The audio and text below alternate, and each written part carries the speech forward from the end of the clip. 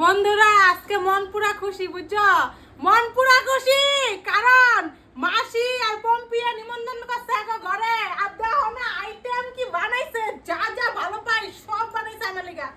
আর দেখো এক কড়াই মাংস দিয়া দিছে, যা খাবো মানে সব খাইলাই, বাসলে রাখাইবো। হ্যাঁ মাসি ভালো বহুত মন লাগে বুঝছো। দেখো আমি কই আয়ো কি কি বানাইছে, যে সাদা ভাত, পটল ভাজি, ভাত করলা ভাজি, তো মাছের মাথা দিছে, কাতলা মাছের মাথা।